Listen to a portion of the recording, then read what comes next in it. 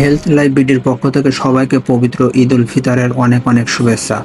ঈদ মানেই তো আনন্দ আর মজার সব খাবার, কিন্তু এই আনন্দের মাঝে নিজের শরীরের যত্ন নেওয়াটাও কিন্তু খুব জরুরি। চলুন জেনে নিই ঈদের দিন সুস্থ থাকার 5টি সহজ টিপস। নাম্বার 1, ঈদের দিন আমরা অনেক মিষ্টি ও ভাজা পোড়া খাবার খাই, তাই শরীরকে হাইড্রেট রাখতে সারাদিন পর্যাপ্ত পানি, ডাবের পানি বা লেবুর শরবত পান করুন। এটি হজমেও সাহায্য করবে। নাম্বার 2, সকাল থেকে ভারী খাবার খাওয়া শুরু করবেন না।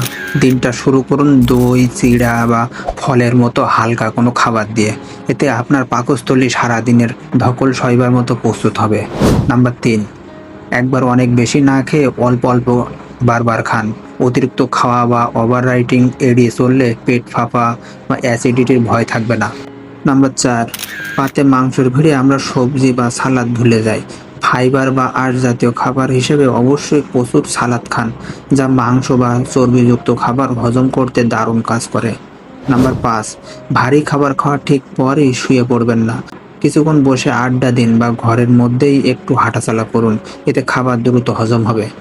সুস্থ থাকলে আপনার ঈদের আনন্দ হবে দ্বিগুণ, তাই পরিমিত খান, সুস্থ থাকুন এবং প্রিয়জনের সাথে সুন্দর সময় কাটান। ভিডিওটি ভালো লাগলে লাইক, কমেন্ট ও আপনার বন্ধুদেরকে শেয়ার করতে ভুলবেন না। আবারও ঈদ মোবারক।